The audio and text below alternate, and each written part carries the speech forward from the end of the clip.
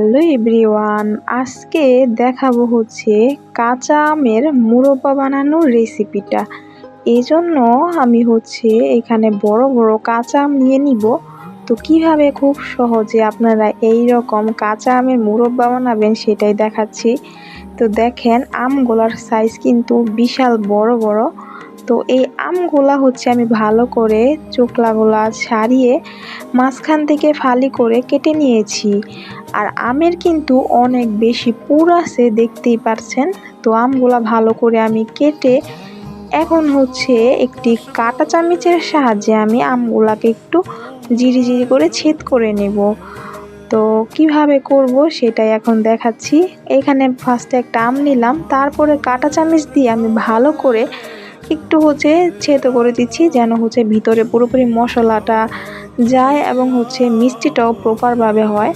আপনারাও তাই করবেন। এই কাজটা একটু বেশি সময় লাগে করতে, কিন্তু খেতে তো অনেক বেশি ভালো লাগে।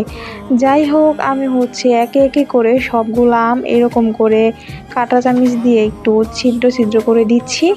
এখন হচ্ছে আমি সরাসরি জলের মধ্যে চুবিয়ে রাখবো। আর জলের মধ্যে চুবিয়ে রাখার কারণ হচ্ছে জল থেকে যেন কষটা বের হয়ে যায় এবং চোকা যে একটা ভাব থাকে সেটাও বের হয়ে যাবে। আপনারাও কিন্তু তাই করবেন। তো সবগুলো আমি হচ্ছে কেটে নিয়েছি। এখানে আমি আর মা এবং মাসি আমরা তিনজনে মিলেই এই আমগুলাকে ছোট ছোট করে ছিদ্র করে থেতো করে দিয়েছি।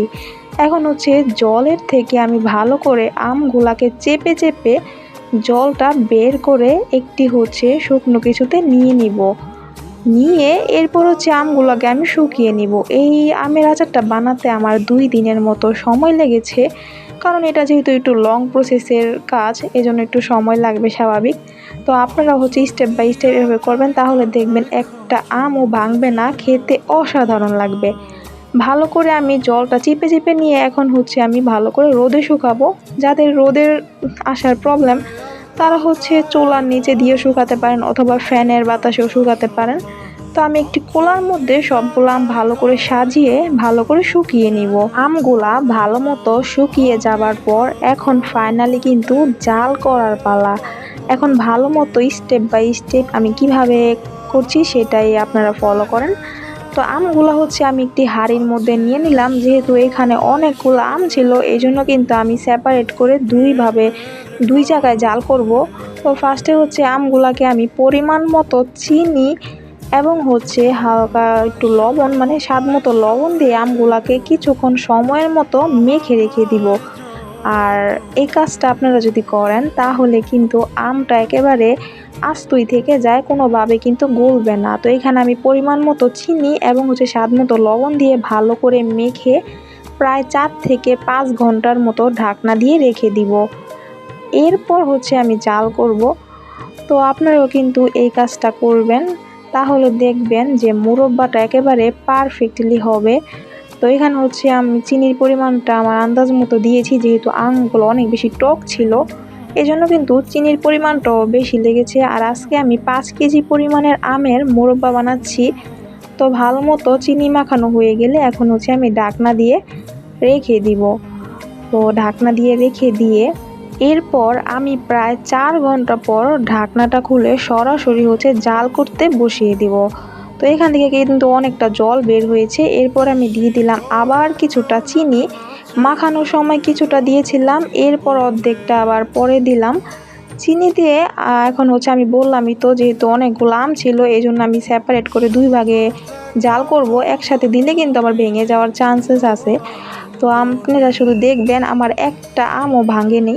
তো এখন হচ্ছে আমি ভালো করে আলতোভাবে প্রথমে নেড়ে চেড়ে দিচ্ছি, আর নিচ থেকে কিন্তু অনেকটা জল বের হয়েছে। এটা হচ্ছে চিনির যে জলটা থাকে সেই জলটাই কিন্তু বের হয়েছে। আর এই পর্যায়ে কিন্তু চুলার আঁচটা মিডিয়ামে থাকবে, এত হাই করার দরকার নেই, তাহলে কিন্তু নিচ থেকে আবার পুড়ে যাওয়ার চান্সেস আছে। তো আমি আবার কিছুক্ষণ পর একটু নেড়ে চেড়ে দিচ্ছি। এখনই নাড়তে হবে, যখন নাকি পুরোপুরি চিনিটা গলে এবং শিরার মতো হয়ে যাবে তখন কিন্তু আর নাড়াচাড়া দেওয়া যাবে না। আপনারাও কিন্তু স্টেপ বাই স্টেপ এভাবেই রান্নাটা করবেন, এভাবে বানাবেন আচারটা। তো দেখেন চিনি শিরাটা কিন্তু গলে গিয়েছে আর বুদবুদি আসা শুরু করেছে। এখনও আমি প্রায় চুলার আঁচটা মিডিয়ামে রেখেছি, যে দেখাচ্ছি আমি কীরকম আঁচ রেখেছি, আপনারাও তাই করবেন। এখন হচ্ছে ভালো করে আমি ফুটিয়ে নিব। আর আমটা কিন্তু একের ভিতর থেকে একটু একটু সিদ্ধ হয়ে যাচ্ছে এবং উপর থেকে একটু রাবারি টাইপের হচ্ছিল। এরপর হচ্ছে আমি একটা মশলা দিলাম, যেখানে ছিল এলাচ, দারচিনি, লবঙ্গ এবং হচ্ছে কয়েকটা গোলমরিচ। তো এই মশলাটা দিয়ে আবার একটু নেড়েচেড়ে দিচ্ছি। এই মশলাটা দিলে কিন্তু খুবই ভালো একটা স্মেল লাগে, মানে অনেক সুন্দর একটা স্মেল বের হয়, আপনারাও দিবেন।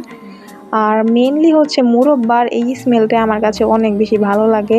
তাছাড়া দেখেন আমের কালারটাও কিন্তু চেঞ্জ হওয়া শুরু হয়ে গিয়েছে, একেবারে লাল লাল একটা ব্রাউন কালার হয়ে যাচ্ছে, দেখতে অনেক বেশি সুন্দর লাগছে। আর অনেক সুন্দর একটা স্মেল বের হয়েছিল। তাছাড়া খাবারের কথা কি আর বলবো, প্রত্যেকটা আমি একেবারে আস্ত আস্ত ছিল, একেবারে কচকচে ছিল। আমার কাছে তো এই মুরব্বাটা এভাবে বানালে অনেক বেশি ভালো লাগে। তো লাস্ট পর্যায়ে যখন নাকি হয়ে যাবে, ওই সময়টাকে কিন্তু আমি আর ছেনি দিয়ে কোনো নাড়াচাড়া দিইনি, মানে কোনো খুন্তি ব্যবহার করিনি। হাতের সাহায্যে হচ্ছে ভালো করে আস্তে আলতোভাবে একটু নেড়ে চেড়ে দিয়েছি। তখন হচ্ছে কিন্তু কোনোভাবে জোরে নাড়াচাড়া দিবেন না, তাহলে কিন্তু আমগুলো ভেঙে যাওয়ার চান্সেস থাকে। তো আমি ফাইনালি আপনাদেরকে একটু দেখাচ্ছিলাম যে দেখেন কি সুন্দর হয়েছে, কিন্তু বানানোটা আমার কমপ্লিট। এখন হচ্ছে এরপরে আমি একটি প্লেটে সার্ভ করে নিলাম। পুরোপুরি দেখেন আমগুলা পুরোপুরি আস্ত রয়ে গেছে আর অনেক সুন্দর কালার এসেছে। আর খাওয়ার কথা কি আর বলবো, পারফেক্ট হয়েছে এই আচার বানানোটা। তো আপনাদের কাছে কীরকম লাগলো আমার এই আচারের রেসিপিটা? যদি ভালো লেগে থাকে এই মুরব্বা বানানোর রেসিপিটা, তাহলে অবশ্যই কমেন্ট করে জানাবেন। পরবর্তী কোনো ভিডিওতে আবার দেখা হবে। Thanks for watching.